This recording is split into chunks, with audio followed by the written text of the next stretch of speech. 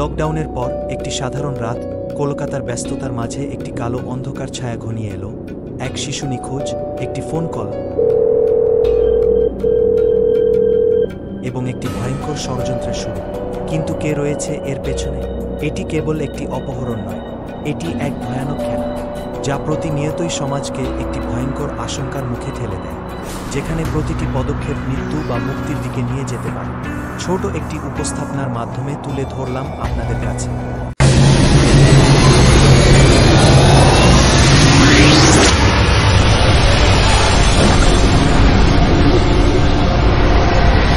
এর গল্প। Unit 007 mission হারানো ছেলেটি। লকডাউন শেষ হওয়ার পরের ঘটনা। কলকাতার একটি অ্যাপার্টমেন্টে বিকেলের আলোয় রাহুল তার বন্ধুদের সাথে খেলা করছিল, কিন্তু কারও জানা ছিল না এক ভয়ঙ্কর মুহূর্ত তাদের জন্য কি অপেক্ষা করছিল। হঠাৎ একটি কালো ভ্যান এসে থামে। দুইজন মুখ ঢাকা লোক দ্রুত গাড়ি থেকে নামে আর রাহুলকে ধরে ফেলে এবং তাকে জোর করে গাড়িতে তুলে নিয়ে যায়। বাচ্চারা চিৎকার করলেও কেউ শুনতে পায় না। অফিস থেকে ফিরে এসে রাহুলের বাবা জানতে পারেন তার ছেলে কোথাও নেই। রাহুল বিকালে খেলতে গেছে, কিন্তু এখনো আসেনি। তখন রাজন রাহুলকে সব জায়গায় সন্ধান করতে লাগল, আর আতঙ্ক ধীরে ধীরে তাকে গ্রাস করতে লাগল। একটি অজানা নম্বর থেকে ফোন আসে। তোমার ছেলে আমাদের কাছে আছে, 1 কোটি টাকা দাও, না হলে তার লাশ পাবে। আমি তোমাদের কথা বিশ্বাস করি না, তোমরা মিথ্যা বলছো। আমরা মিথ্যা বলছি না, তাহলে নিজের ছেলের সাথে কথা বলো। বাবা, আমাকে বাঁচাও। রাহুলের বাবা প্রথমে বিশ্বাস করতে পারেনি যে ছেলে অপহরণ হয়েছে, তবে রাহুলের সাথে কথা বলার পর তিনি নিশ্চিত হলেন যে ছেলে অপহরণ হয়েছে। তারপর ব্যক্তিটি আরও বলল, পুলিশকে জানাবেন না, যদি জানান তাহলে আমি আপনাকে রাহুলের দেহ উপহার দেব। রাহুলের বাবা খুব চিন্তায় পড়ে গেল। কি করবে ভেবে পারছে না। তিনি পুলিশেও যেতে পারবেন না, আবার তাদের টাকাও দিতে হবে। অবশেষে তিনি তার এক বন্ধু শামীমকে ফোন করেন। শামীম, আমার সর্বনাশ হয়ে গেল। কেন, কি হলো? আমার ছেলে রাহুল কিডন্যাপ হয়ে গেছে। কি বলছো? হ্যাঁ, ওরা 1 কোটি টাকা চেয়েছে। চলো পুলিশকে জানাই। না, পুলিশকে জানানো যাবে না, ওরা বারণ করেছে। তুমি কিছু টাকা জোগাড় করো আর পুলিশকে একদম জানাবে না। শামীম টাকা জোগাড়ের সাথে সাথে অপরাধ শাখার কর্মকর্তা অফিসার রাজকে পুরো ঘটনাটা জানানোর জন্য থানায় যায়। স্যার, আমার আপনার কাছে একটা সাহায্য চাই। বলুন কিভাবে সাহায্য করতে পারে। স্যার, আমার বন্ধু রাজনের ছেলে রাহুল কিডন্যাপ হয়ে গেছে আর ফিরতি হিসাবে 1 কোটি টাকা চেয়েছে। কোথা থেকে কিডন্যাপ হয়েছে? নিজের অ্যাপার্টমেন্ট থেকে কাল বিকালে। ঠিক আছে, আপনার বন্ধুর সাথে দেখা করতে হবে।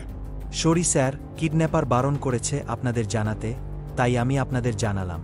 স্যার, আমার বন্ধুকে আপনি কিছু জানাবেন না। এইবার আমি বিষয়টি দেখে নেব। অফিসার রাজ তার সহকর্মীদের সাথে কাজ শুরু করে দিল। প্রথমে তারা রাহুলের বাবা মায়ের ফোনগুলি ট্যাপ করেছিল। কে তাদের কল করছে এবং কখন কল করছে তা পুলিশ সমস্ত কিছু রেকর্ডিং শুরু করে দিল। রাহুলের বাবা জানেন না যে পুলিশ তাদের ফোন ট্যাপ করছে। অবশেষে অপহরণকারী ফোন করে বলল, হ্যালো মিস্টার রাজন। হ্যাঁ, আমি বলছি। 11তম রাস্তার শেষে অবস্থিত মন্দিরের কাছে ব্যাগটি রেখে দিও। ঠিক আছে। ব্যাগ রেখে সোজা বাড়ি চলে আসবেন। কিন্তু রাহুল? ওর চিন্তা করতে হবে না, টাকা পেয়ে গেলে ওকে বাড়ি ছেড়ে আসবো। কল রেকর্ডিং থেকে পুলিশ জেনে যায় টাকা কোথায় রাখা হবে। টাকা রাখার সময়ের আগেই পুলিশ সেখানে গিয়ে লুকিয়ে থাকে।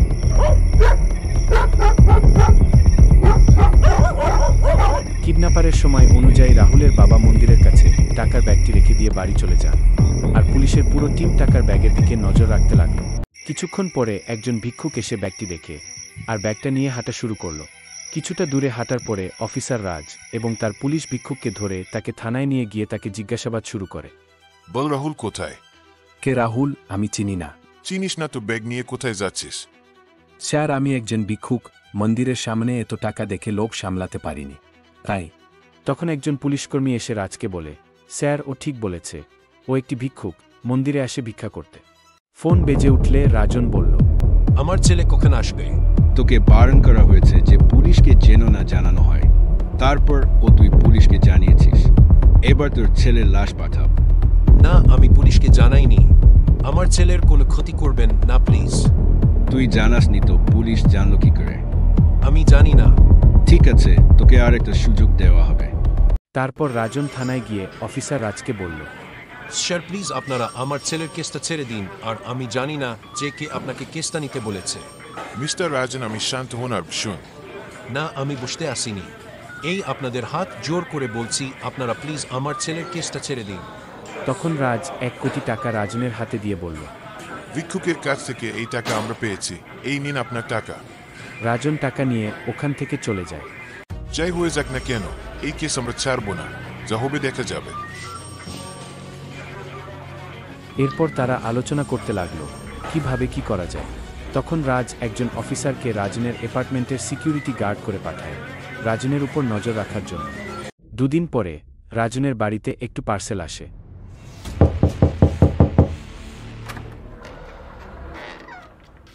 এই শুনছ, তুমি কি কোনো পার্সেল অর্ডার দিয়েছ?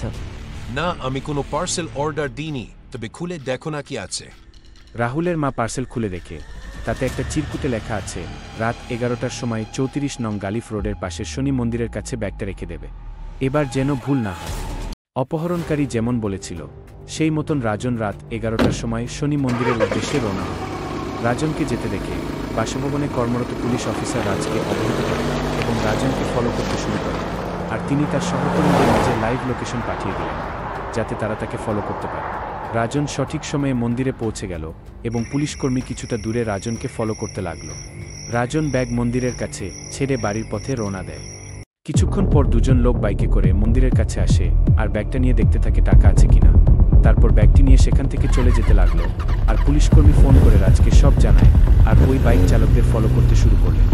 কিছুটা দূরত্বে যাবার পরে বাইক চালকটা একটি পুরানো বাড়ির সামনে তার বাইকটি পার্ক করে ভিতরে ঢুকলেন। কিছুক্ষণ পরে সেই পুলিশকর্মীও সেখানে আসে। তিনি ভিতরে গিয়ে দেখলেন যে 4 জন পুরুষ এবং 1 জন মহিলা হাসছেন, আর রাহুলকে তারা একপাশে হাত পা চোখ মুখ বেঁধে রেখেছে। প্রধান অপহরণকারী প্রত্যেককে টাকা বিতরণ শুরু করে এবং তাদের একজনকে টাকা দিয়ে বললেন, দুবে, তোমার মেয়ে খুব লক্ষ্মী, আগামীকাল সে জন্মগ্রহণ করল আর আজ তুমি লাখপতি। পুলিশকর্মী তাদের কথা শুনছে আর নিজের সহকর্মীদের আগমনের জন্য অপেক্ষা করতে লাগল।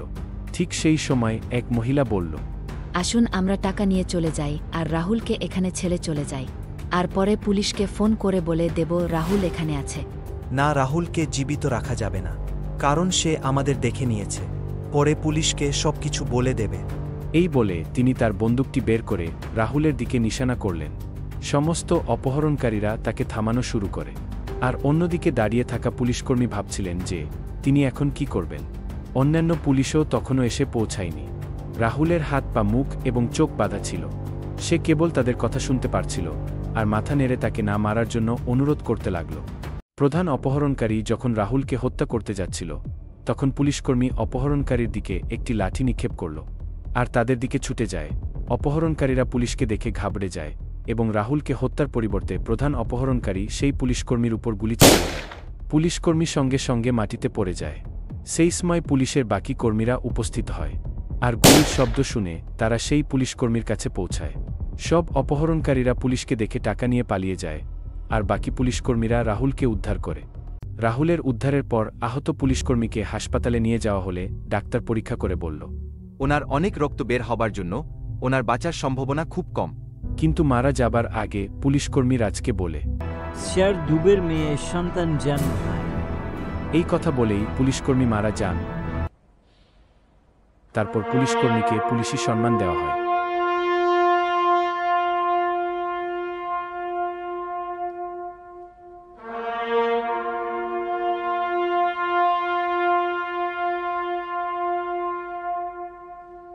এবার রাহুলকে তার বাবা মায়ের হাতে তুলে দেওয়া হয়। তখন রাজন হাত জোর করে বলে, স্যার, আমাকে ক্ষমা করে দিন আপনার সাথে বাজে ব্যবহার করার জন্য। এই আপনি কি বলছেন? আপনার জায়গায় আমি থাকলে হয়তো আমিও তাই করতাম। আপনারা না থাকলে আমার ছেলে আজ বাঁচত না। আপনাদের অসংখ্য ধন্যবাদ। কিছুক্ষণ পর রাহুল ও তার বাবা মা ওখান থেকে চলে যায়। পুলিশের কাজ এখনও শেষ হয়নি, কারণ অপহরণকারীরা এখনও ধরা পড়েনি। মৃত পুলিশকর্মীর শেষ কথা অনুযায়ী তারা সমস্ত হাসপাতালের তদন্ত শুরু করে যে দুবে শিরোনামের কোনো মহিলা সন্তানের জন্ম দিয়েছে কিনা।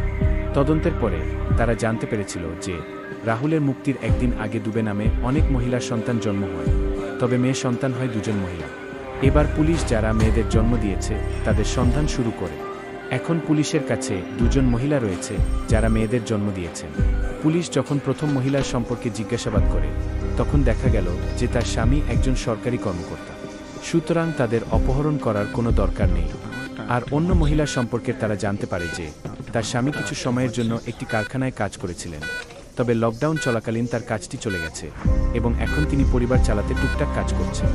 তাই পুলিশ হাসপাতালে অপহরণকারী দুবেকে ধরার জন্য অপেক্ষা করতে লাগল। মেয়েকে দেখে যখন দুবে বাড়ি যেতে লাগল তখন পুলিশ দুবেকে গ্রেপ্তার করে তাকে থানায় নিয়ে আসে। বেশ কয়েকবার থানায় মারধর করার পরে দুবে সব কিছু বলে দেয়। পুলিশ তখন সমস্ত অপহরণকারীদের ধরে ফেলে। সবাইকে ধরার পরে পুলিশ জানতে পেরেছিল যে প্রধান অপহরণকারী রাজনের বন্ধু শামীম, যে পুলিশের কাছে এসেছিল সাহায্য চাইতে। তারপরে পুলিশ শামীমকে জিজ্ঞাসাবাদ করতে শুরু করে এবং তিনি বলেন, লকডাউনে আমাদের সবার কাজ চলে যায়, তবে লকডাউন চলাকালীন রাজনের ব্যবসা বেড়ে যায়, আর সেই সময় আমি রাজনের সাথে কাজ শুরু করি। কিন্তু সম্পদের অহংকারে রাজন আমার ও অন্যান্য কর্মচারীদের সাথে চাকরের মতো আচরণ করত। রাজনের আজ যে অর্থ রয়েছে তা শুধু আমাদের খাটনির জন্য। এত খাটনির পরিবর্তে রাজন আমাকে বেতন হিসাবে কিছু অর্থ দিত, তাই আমি ক্রোধে এই অপহরণ করেছি। এরপরে পুলিশ একটি চার্জশিট লিখে সব অপহরণকারীদের আদালতে পেশ করে। অফিসার রাজ একজন পুলিশকর্মীর ত্যাগের সাথে বিষয়টি সমাধান করে। রাহুলের মামলা সমাধানের পরে সরকার অফিসার রাজ ও তার দলের প্রশংসা করেছিল, আর অফিসার রাজকে একটা ইউনিট রেডি করতে বলে, যার নাম ইউনিট 007। ইউনিট 007 এর পরবর্তী গল্প নিয়ে আসছি পরের সপ্তাহে। আমাদের এই গল্প ভালো লাগলে প্লিজ একটা লাইক দেবেন, শেয়ার করবেন আপনাদের বন্ধুদের সাথে, যাতে তারাও ইউনিট 007 এর গল্প পড়তে পারে। আর আমাদের চ্যানেলে নতুন হলে প্লিজ সাবস্ক্রাইব করে পাশের বেল আইকনটা টিপে দেবেন, যাতে নতুন গল্প আপনাদের কাছে আগে পৌঁছে যায়।